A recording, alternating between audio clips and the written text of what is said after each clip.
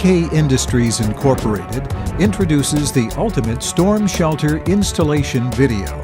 We at AK Industries have always believed in customer service after the sale. This installation video should be a valuable guide for the proper installation of your ultimate storm shelter. If at any time you feel that you need assistance from the factory concerning your installation, AK will gladly provide it. Remember, it is very important that you watch this video fully and read the installation instruction booklet provided before you begin the installation. Step 1. Inspection of excavation site. Before initial excavation, always investigate the location of utilities and always contact your local representative so that they may mark the areas before you dig. Step 2. Locating an area to bury the storm shelter. The installation area should be close to your home, business, or familiar location. According to the National Oceanic and Atmospheric Administration, NOAA, the current average lead time for tornado warnings is 13 minutes. But remember, you may only have a fraction of that time once you hear a warning in your area. A warning can be described as that which can be sent by a siren, radio, TV, or other device. Therefore, it is very important to choose a location for the storm shelter wisely. Step 3. Marking out the area for excavation. Using a tape measure, confirm the measurements of the storm shelter itself, length, width, and height. The instruction booklet also has this information available. In the area to be excavated for installation, mark out an area using the length and width measurements you have confirmed.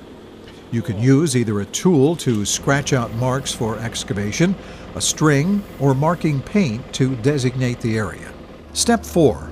Excavation and confirming grade. Once the hole is dug for the installation, it will be necessary to confirm proper grade for the unit using the height measurement. You can bury the storm shelter up to a maximum of 8 inches out of the ground and a minimum of 2 inches out of the ground at the top edge of the exterior wall. Confirming grade can be obtained by using one of the following 2 methods.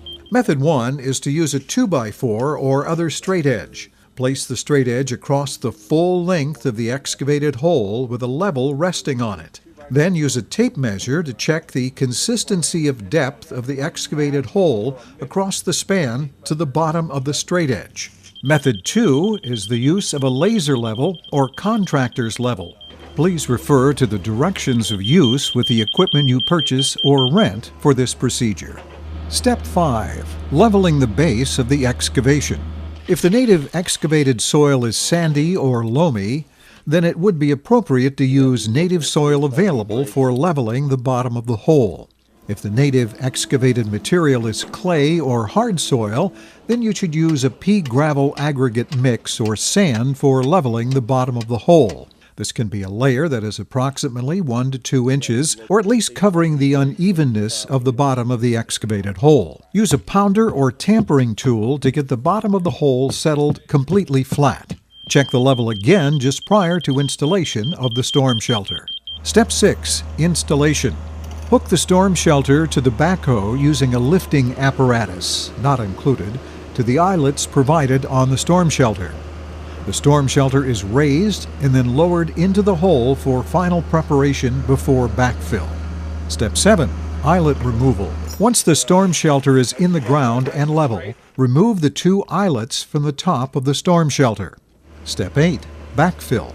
Now that the storm shelter is in the excavated hole, level, and eyelets removed, backfill of the native soil can begin. Note: if the native soil is sandy or loamy and free-flowing, then continue with that soil.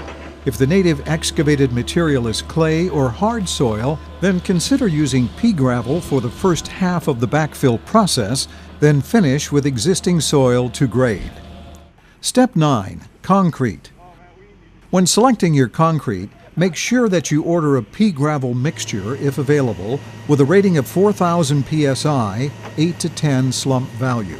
If pea gravel mixture is not available, then order a light aggregate mixture with the same rating values. Once the aggregate mixture initially begins to pour, it is necessary to take a long piece of rebar or other long rod and work at the concrete slightly within the open slats in the top of the storm shelter. This will help promote the flow of the aggregate mixture through the bottom of the unit and up through the sides of the unit. Note, if the installer has access to a vibrating tool, that can be used in the slats. This will also help promote the flow of the concrete aggregate mixture. About 1/4 of the way through the concrete pour, approximately 2 feet up the sidewalls, it will be necessary to observe the concrete and decide whether or not it has enough flowability. If it appears that the flowability is not to the specifications, in other words too dry, the pour must be stopped and the correct specifications achieved. The concrete truck can add water to the mix and bring it up to specifications. Make sure that there is not too much water added, though, as it cannot be taken away. The operator of the concrete truck will have to be consulted and communicated with during this phase. Once the pour has reached the top slats or inlets, stop pouring the concrete. At this point, it will be necessary to add the rebar locking tabs to the slats in the top of the storm shelter. Once the rebar locking tabs have been placed, the finishing pour can continue. Step 10. Removing the top supports and final phase of concrete pour. Once the pour is to take place, the top supports are to be removed in order for the final pour and final finishing of the concrete. It will be necessary to leave the support board between the two vents to ensure that they stay vertically plumb during the setup phase of the concrete. Make sure that the concrete is forced under the lip of the top of the storm shelter door and outside top edge of the wall. Stop the pour when the concrete is level with the bottom edge of the door flange. Step 11. Final finish of concrete. During the final finishing phase of the concrete, a great deal of babysitting needs to take place with the concrete. Keep smoothing and working the water to the top of it. Using an edge tool for concrete is the best approach for the seam between the concrete and the plastic portion of the storm shelter. Once the concrete has finished, a bead of silicone should be applied in the radius between the finished edge of the plastic and the concrete. A brush broom can be used at the very end of the setup phase of the concrete. This will give it a brushed finish and be more resistant to foot slippage around the unit when wet. It will be necessary to wipe down the concrete film or residue from the unit. This should come off rather easily using a wet rag and rinsing the rag often in between wipes. Step 12. Vents. Build and secure the vent sections together using the screws provided with the unit. If sections become damaged or need replacing in the future, it is easy to take apart with the stainless steel screws provided. Step 13. Removal of interior supports. Allow the storm shelter to sit undisturbed for approximately 48 hours or until the concrete has fully cured. Then you can enter the storm shelter to remove the interior wooden supports.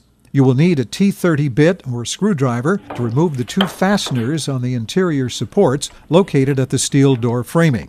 You will also need a Phillips bit or Phillips screwdriver to remove the rest of the support framing from the exterior of the storm shelter.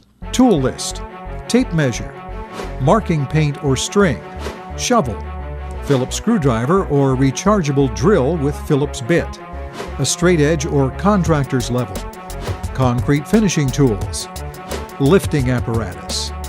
Included: vent sections, stainless steel screws for the vents, T30 torque bit for a drill, tube of silicone sealant. For more information on the storm shelter, contact AK Industries at 1-800-370-3749 or at akindustries.com.